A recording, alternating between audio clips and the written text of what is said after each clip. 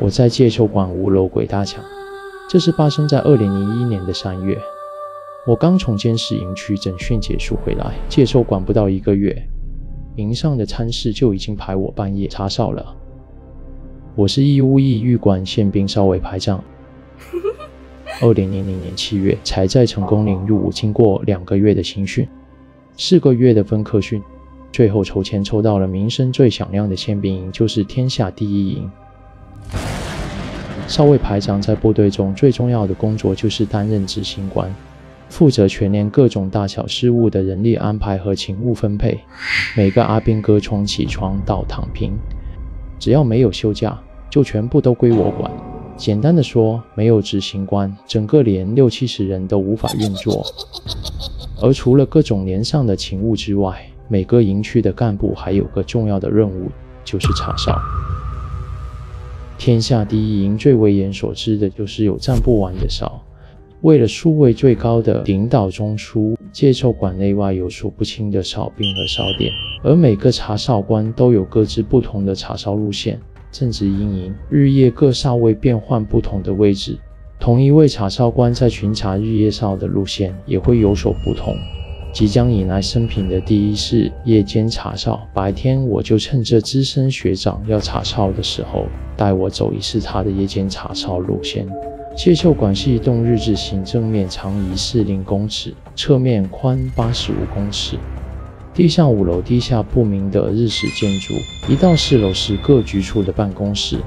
5楼原本是国防部暂住，后来国防部迁到大直之后，5楼就变成空荡荡的废墟，木头的地板和隔间互相牵扯，步伐重一点的话，还会造成墙面和玻璃门窗的震动。还没来介寿馆之前，就听说有许多的传说，像是半夜站哨会听到拖着脚镣的走路声，会议室传来蒋公的说话声，无头的巡逻宪兵，或是中庭花园上空的小红。但是在真的进入到介寿馆之后，这些传说我却一个都没遇过。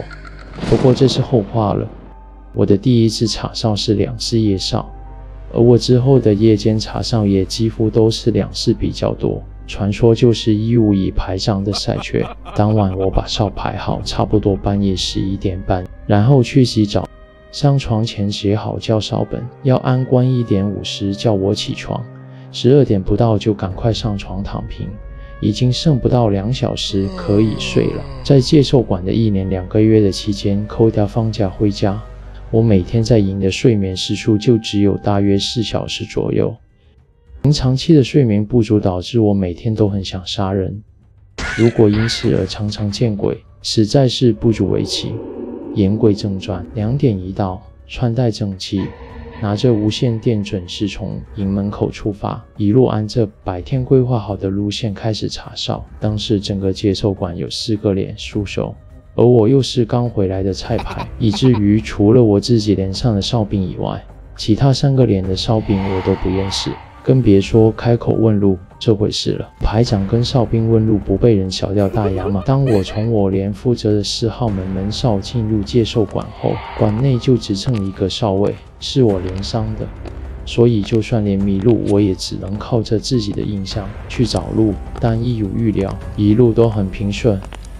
4号门经1号门出，查完馆前再查上场厅，一路查上传说听得到蒋公说话的总统哨，然后就穿过日志中间那一横杠，走到西大门3楼的配膳间。西大门就是介寿馆的后门，传说整个介寿馆最阴的地方，西大3楼的电梯口有个配膳间，而西大的电梯也是相当的诡异。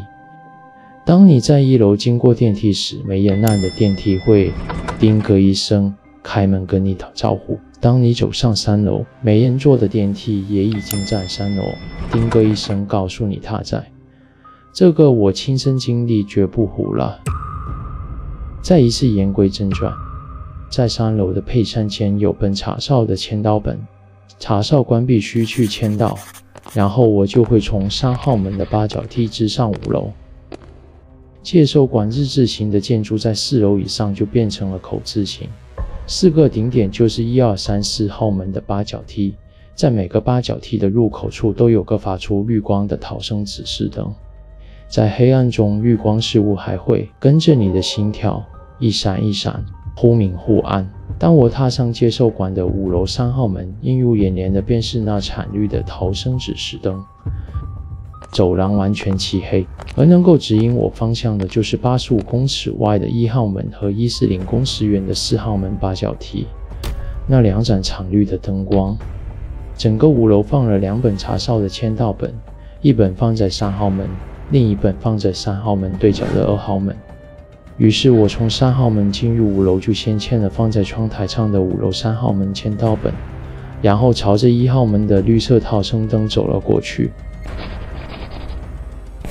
到了1号门之后，转直角往2号门走去。深夜极其安静的接受馆被我的硬底小皮鞋踩得口口作响，让相连的木头隔间门窗也跟着我的脚步一路震荡。透明的玻璃窗在黑暗中竟也因震动而闪出诡异的反光。原来是月光，没想到半夜的月亮这么亮。从通往中庭的玻璃窗直射到5楼的木造地板，一长入我和窗壳的影子不断地摇摇晃晃，在黑暗中走了不知多久。我心想，这200多公尺的距离不是早该到了吗？转过一个直角，没有签到本。哦，这里是1号门。再转过一个直角，还是没有看到签到本。不对，这里不是2号门了吗？那本子呢？我只能再继续走到下一个直角。也许你会问，你怎么不下到4楼看看呢？但当下我是完全没有要离开这里的想法，我就是想要一直走下去，直到找到查哨本为止。在我不知又走了多久，转了几个直角，我终于发现了签到本了。连忙走近一看，是5楼3号门签到本，上面还留着我刚刚签到的记录，完完全全把我吓出一身冷汗。我怎么又走回来3号门呢？在冷汗湿透了我的军服后，我突然清醒了。我从3号门走下4楼，4楼有个我连负责的唯一一个馆内哨。这个馆内哨通常都是排老兵站，因为这个哨不用吹风淋雨，只要挂警柜。但它就是有小红传说的哨。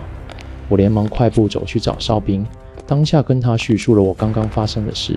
哨兵仰着说：“排长，我还有1个小时要站，不要吓我啦！”我也不管他，我在灯火通明的4楼不疾不徐地走到2号门，然后我一上5楼，那本我一直在5楼绕圈圈找不到的5楼2号门签到本，好好的放在窗台等着我。我翻看果然没有我的签名，于是我签完了名，又看了一眼5楼那2道深不见底、只有一点惨绿灯光的黑暗长廊，心里不禁想到，我还得要跟他们继续奋战1年2个月。以上就是本集的军中鬼话。如果喜欢我们的影片，欢迎按赞、订阅、分享。如果你有可以吓死小编的鬼故事，也欢迎投稿。感谢大家的收看，我们下回再见。